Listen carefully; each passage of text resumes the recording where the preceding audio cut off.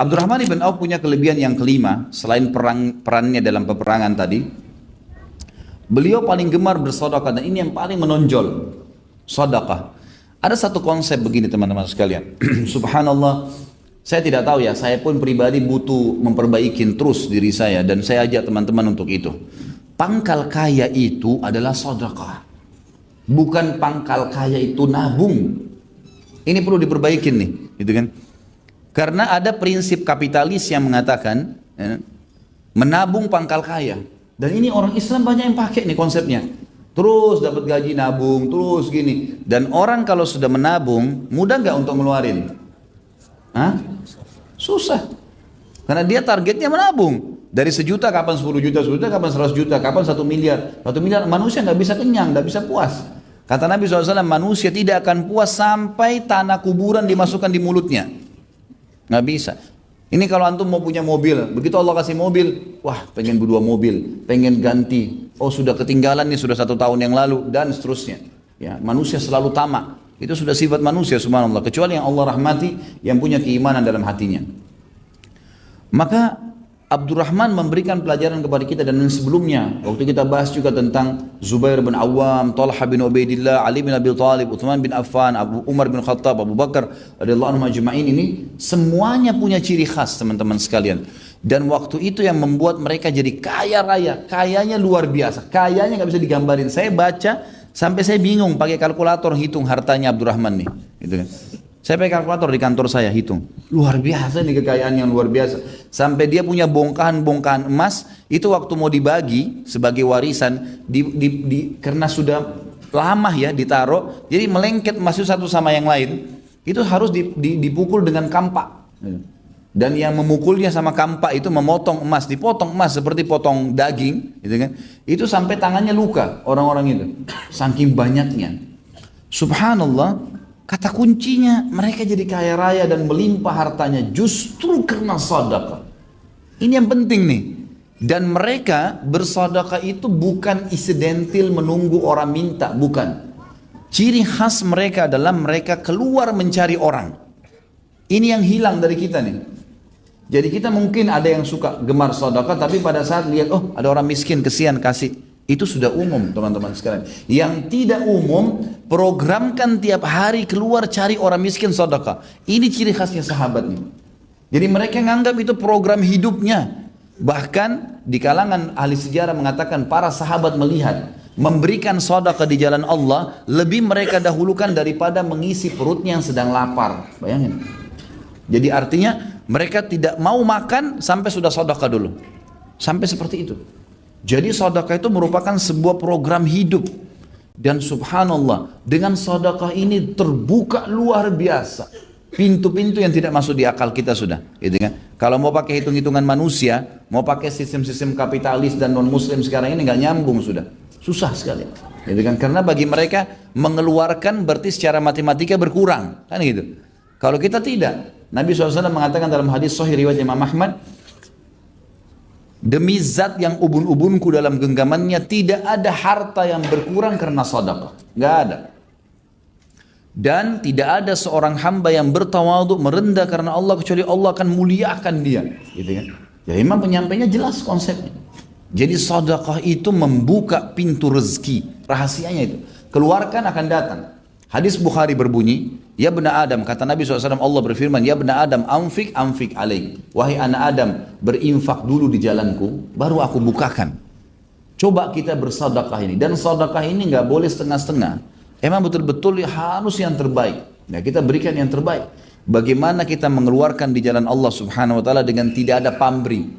Karena kita tidak bisa teman-teman sekalian mendapatkan ikan paus dengan pakai ya pancingan yang kecil.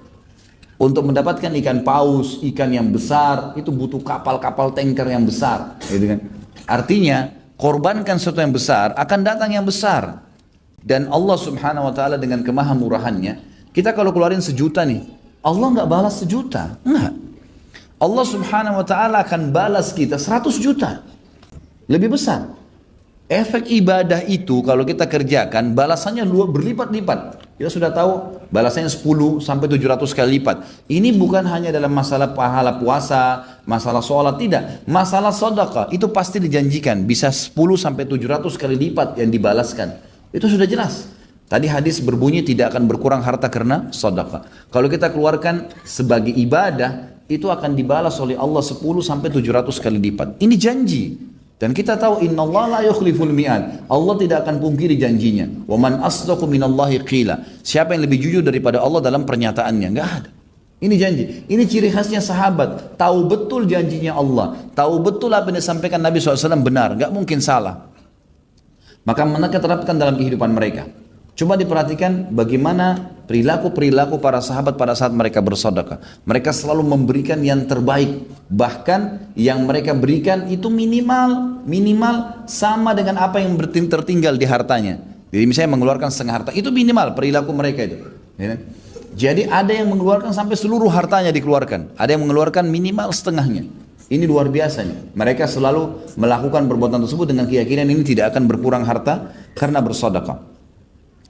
Allah subhanahu wa ta'ala akan mengembalikan kepada kita berlipat-lipat ganda. Dan diantaranya bukti nyata Abdurrahman ibn Auf. Abdurrahman radhiyallahu anhu. Pada saat tiba perang Badar, beliau sempat bersedekah dengan 2000 dinar.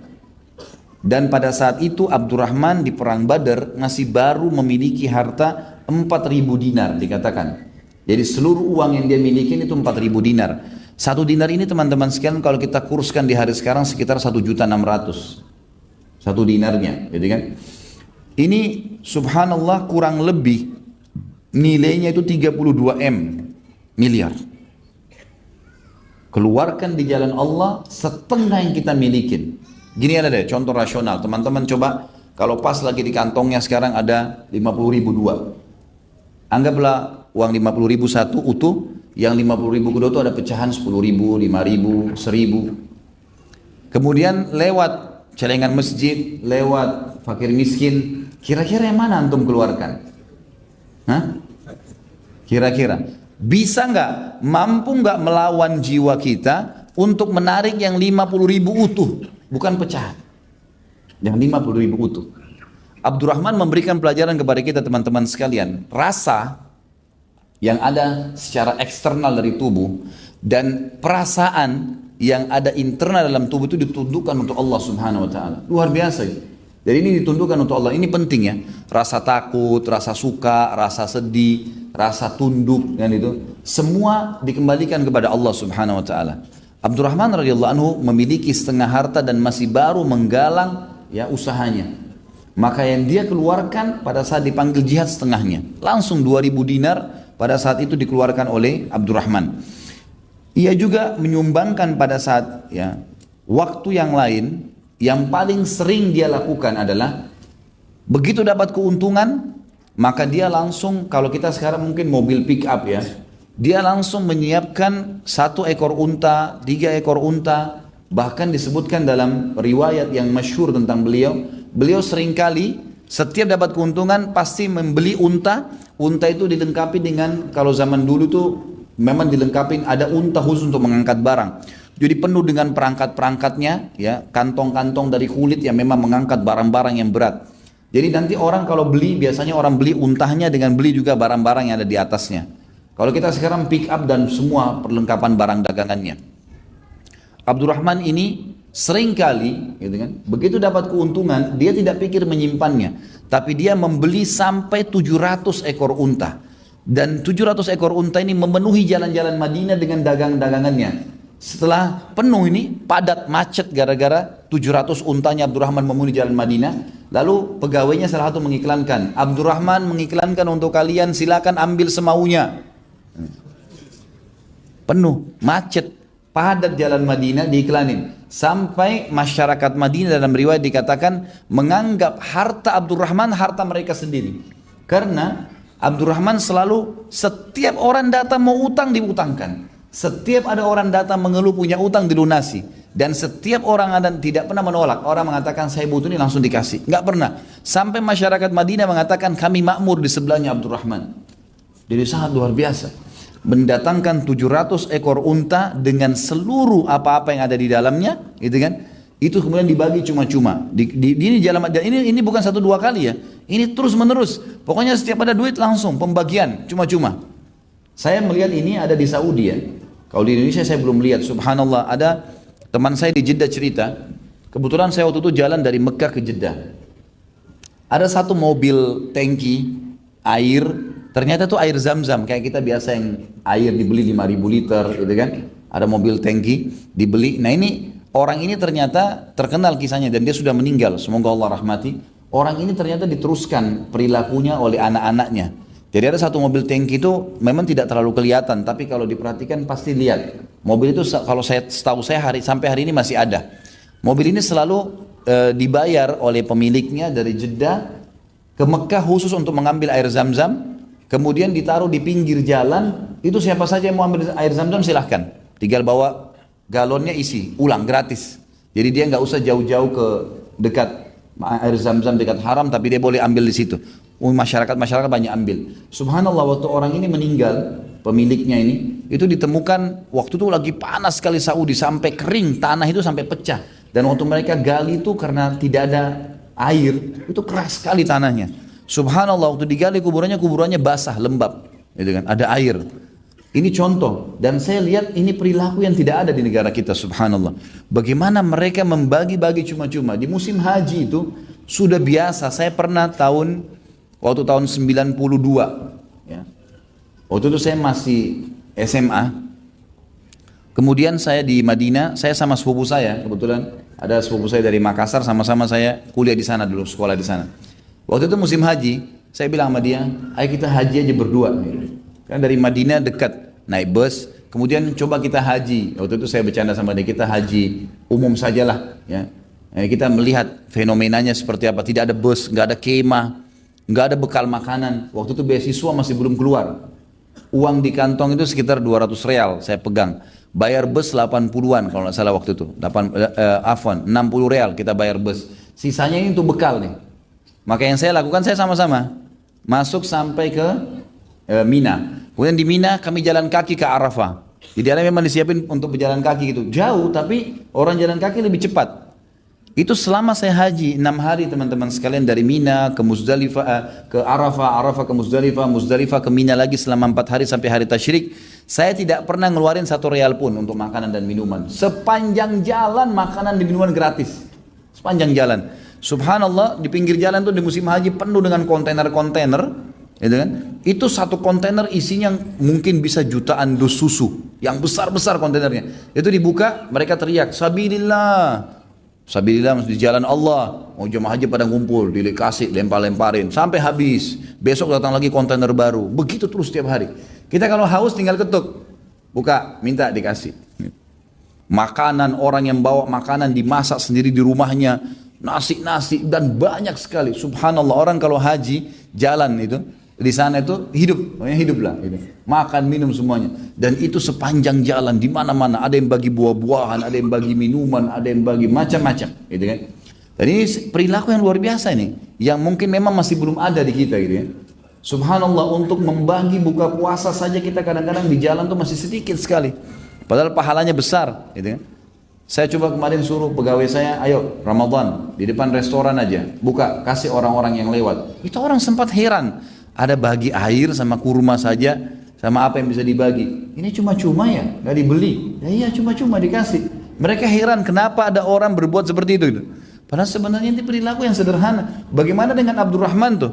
Unta lengkap dengan seluruh barang-barang dagangannya, gitu kan?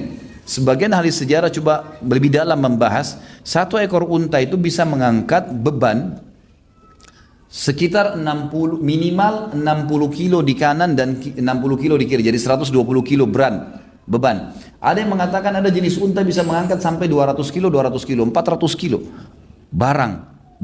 barang-barang kebutuhan ya, kemudian itu dibagi cuma-cuma, habis sudah. Jadi sedekah itu program hidup, luar biasa ya. Nah ini hal-hal mendasar yang mesti kita tahu teman-teman sekalian. Dan ingat, ini perilaku sehari-hari, jadwal sehari-hari. Saya pernah sebutkan bagaimana Syekh Bimbas itu memberikan makan 600 orang di pagi, siang, dan 600 orang di malam hari. Selalu di depan rumahnya dipasang AC, dibuka sufra, pokoknya orang sudah tahu ini orang makan di sini gratis. Tukang sapu jalan, apa segala datang mampir. Itu luar biasa. Maka perilaku-perilaku seperti ini yang masih belum ada. Padahal ini perilaku yang baik sekali. Kemudian beliau seringkali begitu untung dagangan, gitu kan, langsung menghabiskan pada saat itu keuntungannya. Ini perilaku Abdurrahman. Dalam kisah riwayat yang sahih disebutkan, beliau pernah mendapatkan 1 peti emas keuntungan, 1 peti emas keuntungan dagangan. Jadi ini selalu tiap hari bersedekah, tiap hari berdatang. Dia bilang sama istrinya, waktu istrinya tanya, kenapa kau kepikiran? Apa yang pikir apa Abdurrahman? Dia bilang, saya kepikiran nih, 1 peti emas ini saya belum pernah dapat untung sebanyak ini nih. Lalu apa yang kau ingin lakukan? Dia bilang, saya ingin sedekahkan. Ya. Perhatikan ini ummahat kita di sana di belakang, akhwat kita. Ini suaminya mau sedekah, keuntungan 1 peti emas. Kita ini kalau keuntungan 10 juta saja sudah mau antri di bank, gitu kan? Sudah antri panjang pun siap, yang penting bisa nabung. Subhanallah. Ini datang keuntungan 1 peti emas, mau disedekahin semua. Ini sedekah. Program pertama sedekah, bukan beli makanan, bukan beli baju. Istrinya juga tidak bilang sebentar, jatah saya mana? Enggak. Saya mau beli emas dulu, saya mau beliin dulu, enggak. Sedekahkan. Ini riwayat sahih menyebutkan waktu disedekahkan oleh Abdurrahman sama istrinya malam itu habis. Besok datang 2 peti keuntungan. Enggak masuk di akal. Produk yang sama, jumlah yang sama, harga yang sama, untungnya double. Gimana tuh? Hitungan matematika nggak masuk sudah, nggak bisa. Datang 2 peti dalam riwayat dikatakan Abdurrahman sedekahkan. Hari ketiga datang 3 peti. Terus begitu. Terus makin banyak sedekahkan, makin banyak datang. Dalam Islam sedekah sama dengan kaya, itu kata kuncinya. Ya, jadi jangan malah terbalik. Ini penting sekali. Dan sedekah itu makin banyak datang. Responnya harus begitu. Dan datangnya bukan setimpal dengan yang kita keluarin 1 juta datang 1 juta, enggak. Keluarin 1 juta datangnya 100 juta. Itu harus dengan keyakinan. Jadi teman-teman sekalian, materi seperti ini bukan, antum jangan datang di sini, ikhwah dan akhwat ini datang cuma testimoni, mau tes-tes saja. Majelis ilmu enak enggak ya? Rame-rame di Blok M dingin ada AC-nya, bukan itu. Ini bukan seremoni, bukan datang ngerame-ngeramein karena diajak teman. Oh sahib ana aja, bukan. Ini untuk antum ambil pelajaran, pulang praktekin. Itu yang penting. Berubah menjadi orang lebih baik. Dan ini manfaatnya, itu akan kita lihat langsung respon. Dan ini akan menambah keimanan ikhwah sekalian dan akhwat. Ini fakta lapangannya, dalilnya ada. Contoh historinya, ini yang sedang kita bahas ada. Sedekah akan mendatangkan kekayaan. Itu jelas sekali. Jelas sekali. Maka kenapa kita masih ragu dengan masalah-masalah seperti ini?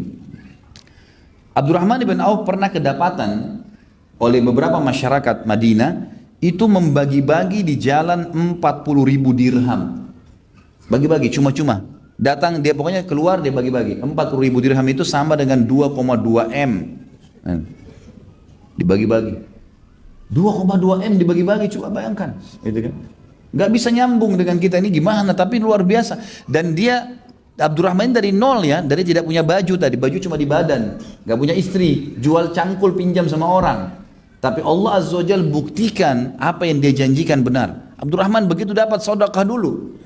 Sampai saya bilang tadi konsep dasarnya lebih penting mereka sedekah daripada makan. Ini luar biasa ini. Ya. Abdurrahman juga pernah membagi-bagi danahnya, harta yang dia miliki, begitu dapat keuntungan dari dagangannya, 40.000 dinar, kalau tadi 40.000 dirham. Ini 40.000 dinar lebih banyak, itu kurang lebih 6,4 M. Dibagi-bagi, habis semua. Sedekah ini bukan tanggung-tanggung ini. Coba antum sini yang hadir, sudah pernah sedekah 10 juta nggak? Nggak usah bicara 1 M, gitu kan. 10 juta yang kita anggap masih besar sekarang, pernah keluarin 10 juta langsung kasih ke orang dengan keyakinan Allah akan balas. Ini yang kita titik beratkan, gitu kan? Jadi perhatikan baik-baik bagaimana dilakukan oleh Abdurrahman ini.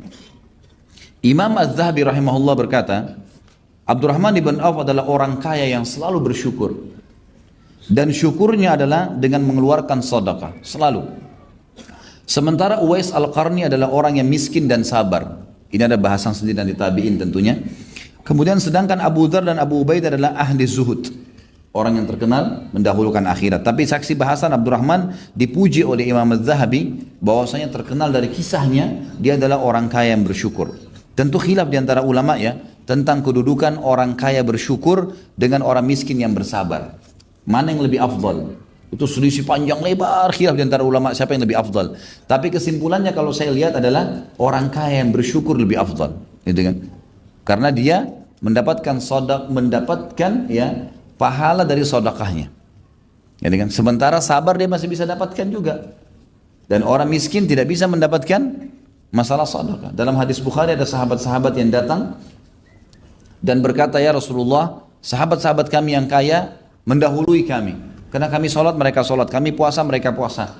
Tapi mereka mendapatkan pahala plus karena memberikan kepada kami bantuan. Sedekahnya. Gitu kan?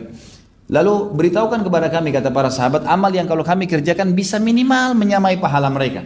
Kata Nabi SAW, rutinlah baca subhanallah 33, alhamdulillah, Allah Akbar 33. Rutin baca itu.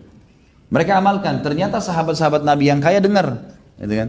Mereka datang kepada Nabi SAW, ya Rasulullah, kata orang-orang miskin datang lagi, ya Rasulullah, sahabat-sahabat kami yang kaya itu dengar juga amalan itu, dia amalin juga, kan itu. Maksudnya ini sekarang beritahukan lagi kami amal lain gitu. Kata Nabi SAW apa? Dzalika fadlullahi yu'tihi may yasha. Itu ya karunia Allah yang Allah berikan kepada siapa yang dia inginkan.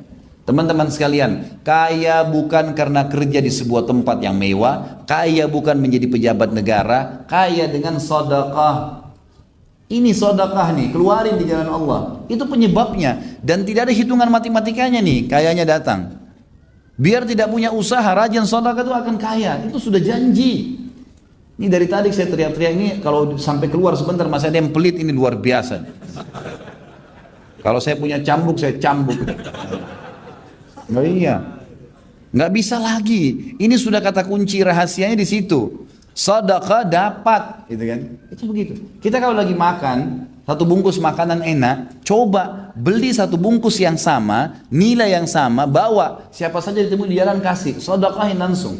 Nilai seperti apa yang kita kasih itu luar biasa. Ada kepuasan diri, pahalanya ada, dan penyebab datangnya rezeki. Dan kalau kita kasih satu bungkus jalan Allah, Allah nggak kasih kita satu bungkus teman-teman sekalian. Bisa sebulan antum ditraktir sama teman-teman nanti. Balasannya efeknya besar. Karena semua ibadah yang kita kerjakan itu efek balasannya dari Allah besar. Coba sholat duha. Kata Nabi SAW, di dalam tubuh manusia ada 360 sendi. Setiap hari harus manusia sedekah sebagai tanda syukur kepada Allah. Dan 2 rakaat sholat duha menggantikan sedekah 360 sendi. Berimbang nggak? 10 menit sholat, gitu kan? Atau 5 menit sholat dengan sedekah untuk 360 sendi. Berapa harganya sendi kita ini? Kalau satu sendi rusak, sendi jari aja, coba tanya teman-teman kalau ada yang dari medis nih, berapa kira-kira? 1 juta? 2 juta? 10 juta satu sendi? Ini baru sendi kecil, bagaimana kalau sendi semuanya? Anggap 1 juta satu sendi. Kita harus sedekah 360 juta per hari. Tapi Allah ganti dengan 2 rakaat sholat duha. Nggak berimbang. Kalau sama Allah nggak ada hitung-hitungannya teman-teman sekalian. Nggak ada kalkulatornya sama Allah ini.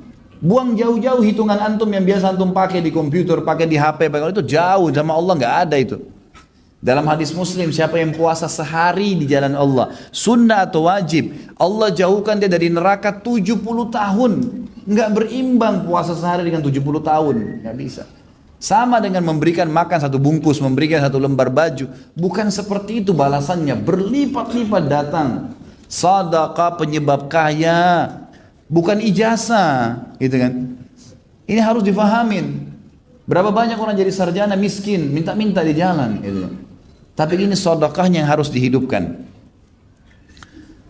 Kemudian kita lihat di sini, ia juga membagikan hartanya untuk veteran Badr. Di satu waktu Abdurrahman bilang, iklanin, saya mau khusus yang masih hidup dari yang pernah ikut Badr. Jadi Badr ini punya kelebihan sendiri teman-teman sekalian ya.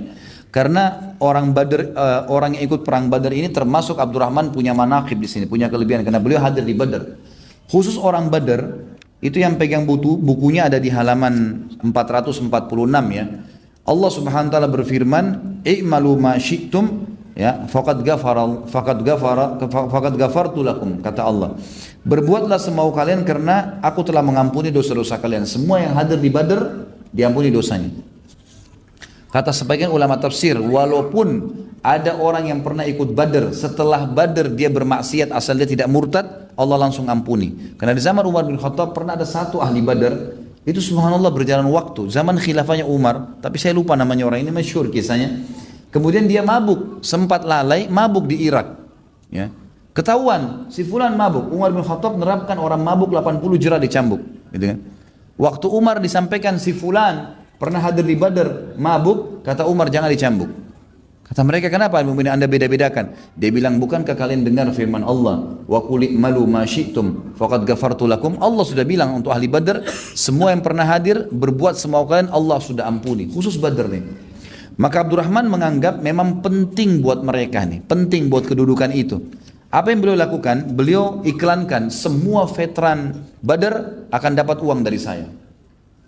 Dan waktu itu dia mengeluarkan untuk ahli Badar sekitar 400 dirham, 400 dinar maaf. 400 dinar ini kalau kita kali 1.600.000 kurang lebih 640 juta. Salah satu yang terhitung veteran Badar, walaupun dia tidak hadir, adalah Utsman bin Affan. Karena waktu Nabi SAW sedang Badar, Nabi SAW mengatakan ada saudara-saudara kalian di Madinah yang tidak ada kalian lewatin sebuah lembah, kalian menghadapi apapun, ya kecuali ikut dengan pahala bersama kalian. Karena mereka ditahan dengan uzur. Dan Nabi SAW yang menyuruh Utsman untuk tinggal mengurus istrinya Ruqayyah, anak Nabi SAW yang sedang sakit. Maka Nabi SAW pun pada saat pulang dari Badar menyendirikan ghanimah, harta rampasan perang buat Utsman. Waktu itu Utsman bin Affan kaya raya. Bahkan Utsman ini bersaing dengan Abdurrahman, sudah kita jelaskan di kisahnya. Kaya raya luar biasa dan juga karena luar biasa sedekahnya. Waktu Abdurrahman memberikan bagi-bagi untuk 100 orang veteran, berarti Utsman masuk. Dan waktu itu Utsman kaya raya. Utsman juga terima. Orang-orang tanya, wahai Utsman, kenapa anda terima uangnya Abdurrahman? Artinya 400 dinar ini nggak ada nilainya buat anda, sudah luar biasa triliunan uangnya gitu kan. Untuk apa ambil lagi? Apa kata kesaksian Abdurrahman ya? Dia mengatakan uangnya Abdurrahman adalah uang yang halal, suci, bersih dan berkah. Ini tidak ada. Uangnya Abdurrahman nggak ada syubhatnya. Jangankan haram, syubhat nggak ada. Maka saya mau menikmatin uang halal itu. Itu luar biasa. Sampai Utsman bin Affan pun mengambilnya. Di sisi yang lain, Abdurrahman terkenal suka membebaskan setiap hari 31 budak. Rutin. Budak ini mahal ya. Manusia sekarang ini budak ada di Mauritania. Informasi saya dapat dari teman-teman di Saudi, satu-satunya negara yang masih ada budak turun-temurun, dan mereka biasanya teman-teman di Saudi itu kalau mau membayar kafarah, denda, kan kalau orang berhubungan suami istri di siang hari Ramadan, dendanya itu bebasin budak, kalau nggak bisa puasa 2 bulan berturut-turut, kalau nggak bisa maka dia memberikan makan 60 orang miskin. Baik, di sini bebasin budak itu ada sebagian LSM di Saudi yang mengeluarkan uang, dan saya dapat informasinya itu 10.000 real. Kalau kita sekitar mungkin 35 juta sekarang ya. Itu dibayar, nanti dibebasin budak. Dan orang-orang Mauritania itu biasa kalau datang haji, mereka didampingi dengan budak-budaknya. Jadi banyak, turun-temurun dari zaman dulu ini. Gitu kan, yang belum dibebasin maka mereka tetap dalam keterbudakan. Itu dibebasin, 10.000 real. Jadi kalau kita hitung 35 juta, ini tiap hari dia keluarkan kali 31. Itu 1 miliar lebih. Gitu. Uang yang dikeluarkan. Gitu. Banyak sekali. Ya, uang yang dikeluarkan sama dia untuk bebasin budak. Kemudian juga ia pernah mengeluarkan waktu dipanggil untuk perang. Setiap peperangan pasti sumbangannya Abdurrahman ini besar sekali. Dan dia sampai mengeluarkan pada saat Nabi SAW memanggil perang Tabuk, beliau mengeluarkan 20 uqiyah emas. Dan juga beliau mengeluarkan bersama dengan 20 uqiyah emas itu 40 dinar. 40.000 dinar maaf. Kemudian dia juga mengeluarkan 500 ekor kuda dan 1.500 ekor unta. Sampai waktu Abdurrahman bawa semua itu ke masjid, bayangkan 1.500 ekor unta. Ya, satu unta ini mahal sekali harganya. 1.500 ekor unta dibawa, ya. Kemudian 500 ekor kuda, kemudian membawa 20 uqiyah emas. Ini uqiyah ini berat sekali sudah nilainya. Ini sudah puluhan miliar. 20 uqiyah 20 uqiyah emas, kemudian dibawa juga uang sama dia 40.000 dinar. Waktu dibawa ke masjid, gitu kan, maka Umar bin Khattab sempat membawa waktu itu setengah hartanya, yang Abu Bakar membawa seluruh harta yang dia miliki pada saat itu, gitu kan. Maka yang dibawa oleh Abdurrahman lebih banyak daripada yang dibawa oleh Abu Bakar, padahal Abu Bakar ini membawa seluruh hartanya. Yang dia bawa sekarang ini, jumlah yang tadi saya sebutkan itu lebih banyak dari apa yang dibawa oleh Abu Bakar seluruh hartanya ke Nabi SAW. Dibawa banyak, 1.500 ekor unta penuh sekitar masjid. Dengan 500 kuda, Sampai Umar bisikin Nabi SAW, ya Rasulullah, kayaknya Abdurrahman ini sudah nggak tinggalin apa-apa buat keluarganya. Ditanya oleh Nabi SAW, wahai Abdurrahman, apa yang kau tinggalkan buat keluargamu? Dia mengatakan, ya Rasulullah, jauh lebih baik daripada ini. Masih jauh lebih baik dari ini. Karena saya meninggalkan buat mereka, persis seperti ini nilainya. Jadi hartanya dibagi dua.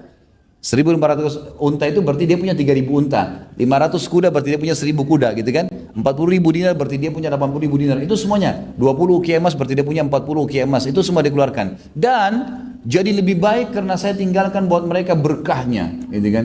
Saya meninggalkan janji Allah pada mereka. Maka Nabi SAW mendoakan semenjak itu mengatakan, semoga Allah subhanahu wa ta'ala memberkahimu di hartamu.